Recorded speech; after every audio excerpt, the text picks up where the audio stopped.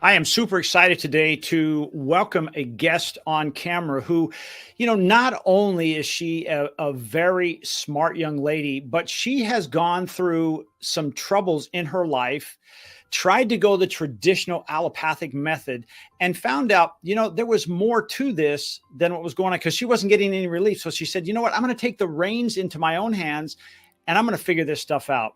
She's a best-selling author and she helps women who deal with anxiety. Let's welcome Michelle Brown. Hey, Michelle, how you doing today? Thanks for joining us. I'm doing well, Jeff. Thank you for having me. Michelle, I just barely scratched the surface about your background. Can you take just a couple minutes and tell us a little bit more about you and really what got you on this path? Because I don't think you started out in life and said, hey, this is what I want to do for a living, right? No, it wasn't. And yes, it was definitely through my own struggles with my mood and with my hormones. I had eating disorders in high school and really kind of messed up my hormones and my thyroid, especially. And, there's an interesting connection between the thyroid and some of the mood challenges that women often experience, like depression and anxiety. And that definitely was true for me. And so, I wasn't getting any answers by talking to my doctor about what I was experiencing. And really, I was kind of told, well, sorry, this is just the way it's going to be. And as I started digging into this and realizing there were actually some things that I could do and control in order to shift my mood, my energy, my hormones.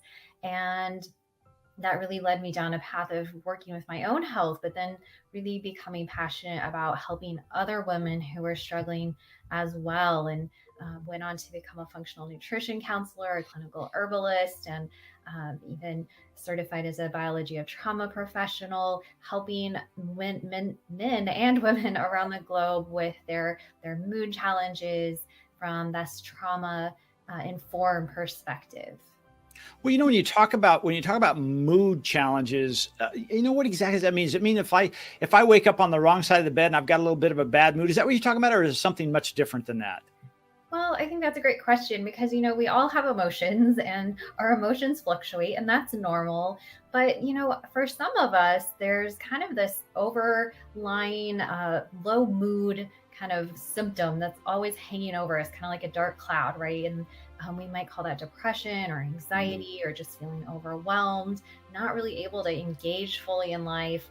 And that's where I really step in and say, hey, what is normal here and what's not? And how can we shift this so that you can experience life more fully, right? Without feeling kind of overwhelmed, depressed, or anxious about everything that happens in life, right? We should be able to move through our emotions in a healthy way and come back to a good baseline of feeling calm and alert and excited about life. And if that's not happening, then we need to do a little digging to figure out what's going on. You said you started this when you were younger and you went through that normal path, if you will, and you really didn't get any relief. What does that do to a person's psyche? Because I understand this is more, prevalent with women. But what does that do to the psyche when, you go in and the doctors say, well, we can't find anything wrong with you. So it must be in your head, or, you just have to put up with it. What exactly, how do you deal with that? That's a great question because I think when we do take that conventional approach, we're struggling with depression, we're feeling down and depressed or anxious, we might think, oh, I need to talk to my doctor about this. And that's, a good thing to do. But unfortunately, what we're often offered are medications to kind of just numb our mood, to not really be able to fully feel what we're feeling in our body. And, there are a time and a place for mood medications, but I think we need to look deeper than just kind of medicating the situation, right? I like to think that our mood is really telling us something about our body. We should get curious about that. It's like, Jeff, if you're running, you're out jogging and you fall down and break your leg, then you don't get up and just keep running, right? There's going to be pain, swelling. Your body's telling you, hey, something's wrong here and I need you to pay attention to this. And you wouldn't just kind of, wrap it in a bandage and go on your way, right? You'd be wanting to figure out what's going on, what's broken, what do I need to do to fix it? And I think we should take that same approach with our mood, right? That we need to say, what is my mood telling me? What's not working right here? What is my body asking me to pay attention to, instead of just kind of trying to numb out, medicate the situation and not really address the underlying issues that are driving these low mood symptoms. I often think of what you're talking about. It's like often, if we get a weed in our yard, in our grass, and we just cut the top of it off, it looks like the weed is gone, but it keeps coming back. Is that what you're talking about? I said, hey, we need to get to the bottom of what's causing the mood swings. And what you're saying is, before, it's like, hey, just cutting it off is just masking the problem. It's not going to go away. Give us an idea of how you dealt with this personally. Kind of give us that simplified journey of, hey, you discovered this, you did this, and you had this transformation because you're on the other side of this. Absolutely. And what I discovered is that there are some really key things happening in our body when we're experiencing anxiety or depression or overwhelm. And they have to do with a few kind of key mechanisms in the body. Number one being inflammation.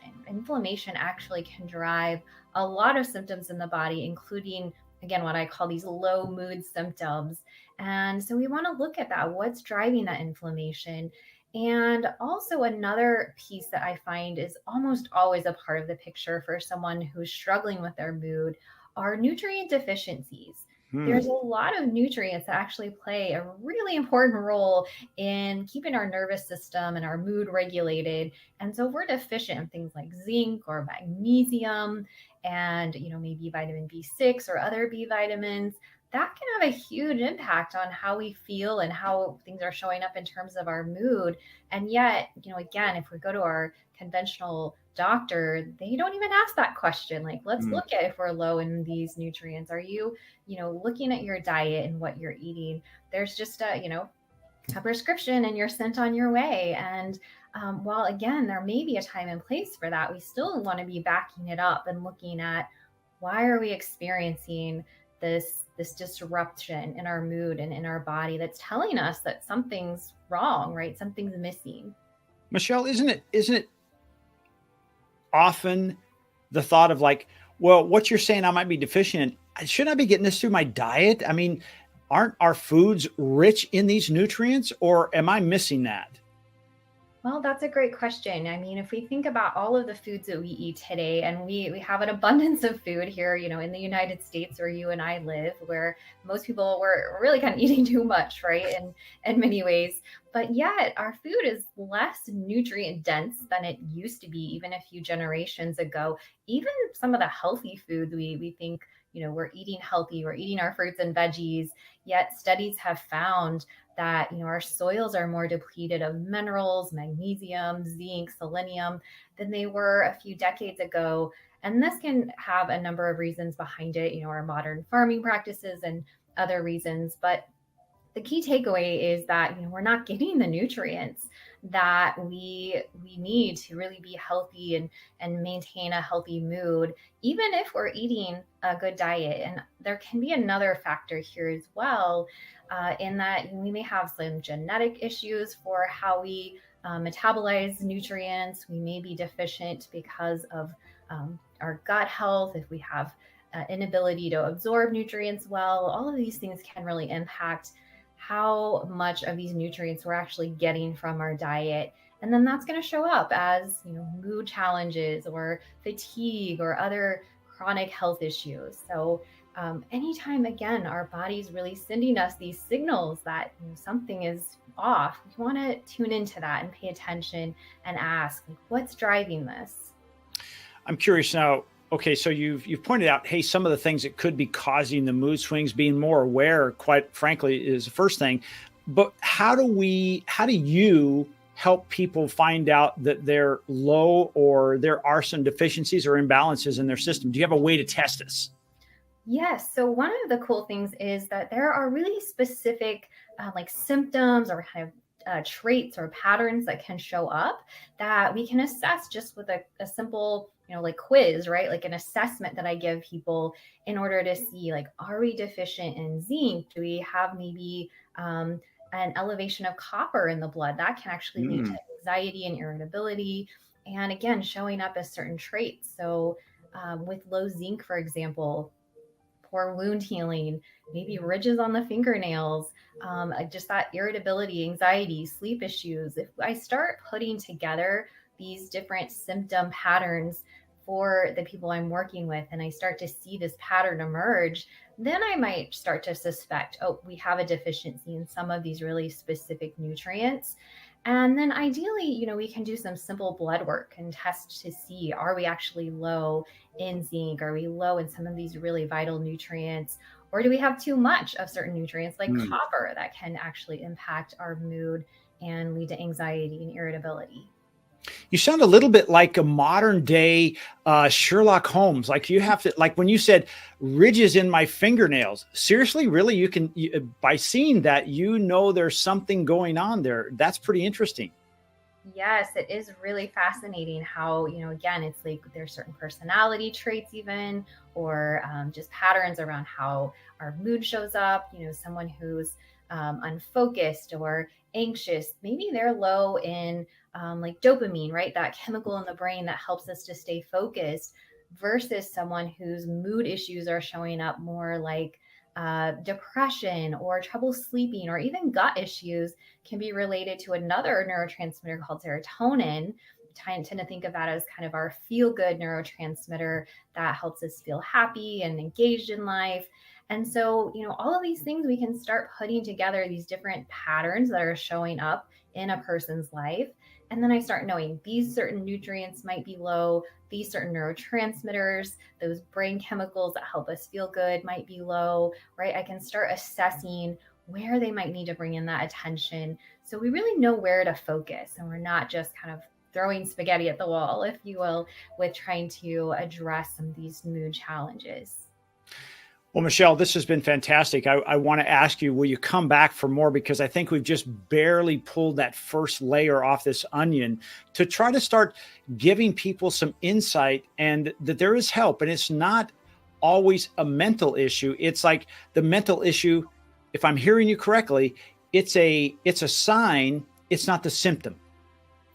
Yes, absolutely. Right. If we aren't able to really handle the stress in our life well, this can often be a physical reason in the body for why we don't have that nervous system capacity, as I like to call it, to handle the things that are going on in our life. And when we address it from this physical side of things, our biological nervous system response, then we can rebuild that capacity to handle the stress in our life, to deal with things that come up, and move through things successfully without just being overwhelmed by stress or trauma, and being successful in handling our mood and our emotions.